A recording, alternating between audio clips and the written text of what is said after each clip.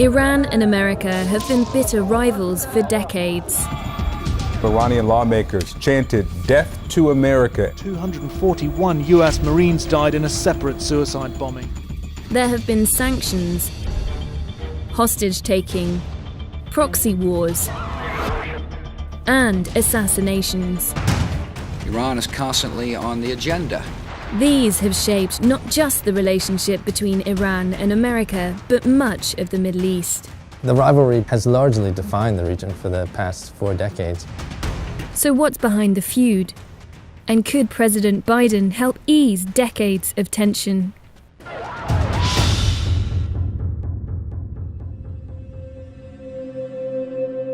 If you want to understand Iran's troubled relationship with America, you need to go back to the 1950s, when it all started in a fight over oil.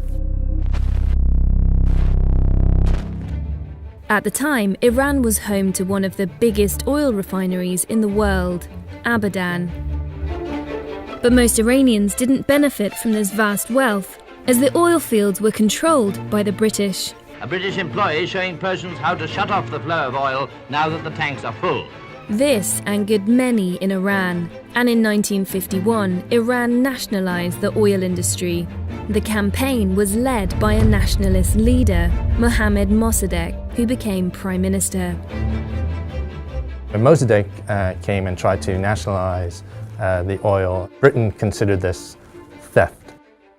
The concern was this: if they allow Iran to nationalize its oil, what is to prevent Iraq, Saudi Arabia and others to follow suit and do the same?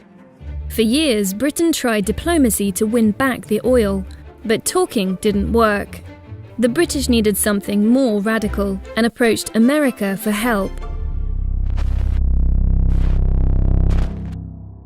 As these CIA documents show, the British persuaded the Americans to join them in a plot. Together, they would remove Mossadegh, and in doing so, change the course of history. British and American spies stirred up violence in Iran, and Mossadegh was swept from power. That experience really was a watershed event in the modern history of Iran. With Mossadegh gone, the Americans needed a leader they could more easily control. So in 1953, they helped reinstall the country's king, the Shah. Iran was an important strategic ally for America, as it provided a buffer against the Soviet Union. And the Americans hoped the Shah would provide access to cheap oil. Iran, because of the great leadership of the Shah, is an island of stability in one of the more troubled areas of the world. But America's support could not protect the Shah from problems at home. The Shah was perceived as somebody who had been reinstated in power thanks to this coup. So as you can imagine, he was suffering from a crisis of legitimacy. At the appointed moment, the Shah of Persia will arrive. The Shah was hell-bent on westernizing Iran.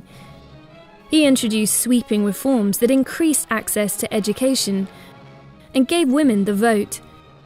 But some thought the reforms went too far. Eventually that Western influence would anger a lot of people, including the Shia clergy. And then you had the rest of the population, which was just angry with the way the Shah sort of handles his business. He was extravagant, he was corrupt, he cracked down on any dissent. It was becoming clear the Shah's days were numbered.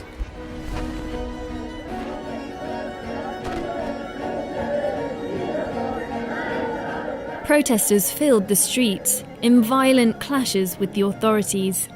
There was one man who embodied the revolutionary movement, the exiled Shia cleric Ayatollah Khomeini. He returned to Iran from Paris in February 1979 and was greeted like a messiah. His return would give the revolution the final push it needed. The revolution really came like a sudden tsunami. It was unexpected, and it happened in such a short time span that not even the Ayatollah and his lieutenant expected, such a quick victory. Within a few months, Iran had been declared an Islamic republic, which it remains to this day. This was a bitter blow for America, but things were about to get much worse.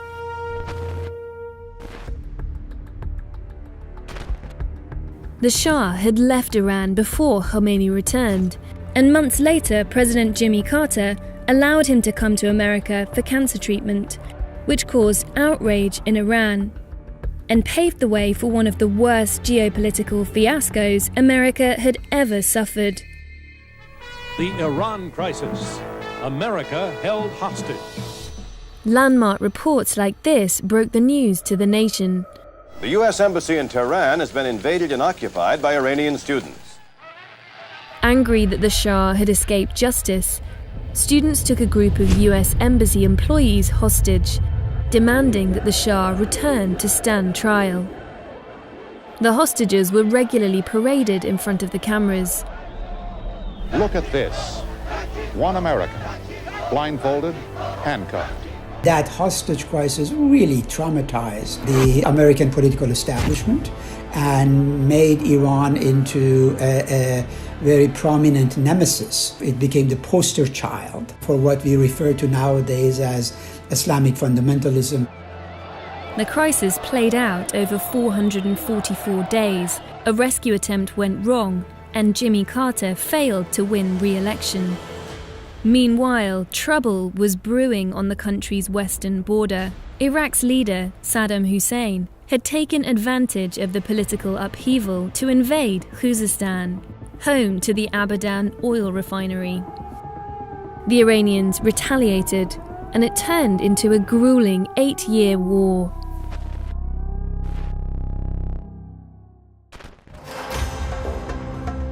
America supplied weapons to both sides, prolonging the conflict, but it mainly tried to sway the balance of power against Iran. For America, it was a chance to really sort of stick it to the Iranians. So they backed up Saddam Hussein, did everything they could to sort of tilt the war slightly to his advantage. Iran and Iraq attacked each other's ships, so the American Navy started to escort oil tankers in the Gulf, and America soon became drawn into direct fighting with Iranian forces. In one incident, an American warship shot an Iranian passenger plane out of the sky whilst under attack, mistaking it for a fighter jet. Both Iran and Iraq suffered huge losses, but on balance, Iraq came out on top. The conflict hardened Iranian attitudes towards America, which still shape Iran's politics today. Iran's current political elite, their baptism of fire happened during that Iran-Iraq war. The formative years of their life were spent in the war front. So you cannot now blame them for having this security-minded outlook on things. The Iran-Iraq war was only one in a series of proxy wars where America was pitted against Iran. Another was in Lebanon. Israel, a friend of the West, invaded Lebanon in 1982 to push out the Palestine Liberation Organization, or PLO. Iran intervened in the war to help arm and train a radical Shia militia. Iran doesn't have the military might to fight the US or Israel. The only way Iran can have an advantage is through asymmetrical warfare, and this is where proxy groups become handy. America and other Western countries were drawn into the war, and Iran-backed suicide bombers attacked Israeli and Western targets, including the US Embassy, and a Marine base in Beirut, where hundreds of Americans were killed. It was sort of yet another trauma caused by Iran on America. It sort of went without retaliation, so it really showed up America's weakness. At the time, the militant group behind the bombing didn't operate under one name, but it soon became known as Hezbollah, or the Party of God. It is both a militia and a political party and dominates Lebanon today. Throughout the 1980s and 1990s, Hezbollah and other proxy groups carried out multiple attacks on US and especially Israeli targets around the world. But then, everything changed. Iran had nothing to do with 9/11. But Iran came to experience the repercussions of the 9/11 attacks. I'd never seen nothing like it in my life. By now, Iraq under Saddam Hussein had also become a foe of America's. In the wake of the attacks, America invaded the country to depose him. This was a crucial moment in America's relationship with Iran. And with Americans on their doorstep, Iran accelerated its nuclear program, and America was worried. Iran had been working to develop missiles. The nuclear threat from Iran was sort of front and center at this point. Iran claimed its nuclear ambitions were for civilian purposes, not for weapons. But the West responded by imposing ever tighter sanctions. The sanctions didn't stop the country building centrifuges to enrich uranium, which went from 0 in 2006 to almost 20,000 7 years later. But sanctions, particularly those on Iran's oil exports, did cripple Iran's economy, pushing its leaders to the negotiating table. And for the first time since the hostage crisis, America too was willing to negotiate. President Barack Obama's administration negotiated a deal with Iran's President Hassan Rouhani, called the Joint Comprehensive Plan of Action, or JCPOA. There were two moderate leaders in each country that both realized, you cannot start from maximalist demands and expect the other one to surrender entirely. The deal was groundbreaking. It limited Iran's nuclear facilities and opened it up to more rigorous inspections in return for sanctions relief. But not everyone saw it as a success. Never, ever in my life have I seen any transaction so incompetently negotiated as our deal with Iran. President Donald Trump withdrew from the deal in 2018, reimposing sanctions under a policy of maximum pressure, once again raising tensions in the region. It convinced the Iranian hardliners that you can never trust America's words. People really did suffer, and this gave America tremendous leverage, but Donald Trump didn't really use this leverage to any end. In fact, by the end of Donald Trump's term, Iran was closer to a bomb than at the start of it. President Biden has already indicated he would like to rejoin the JCPOA.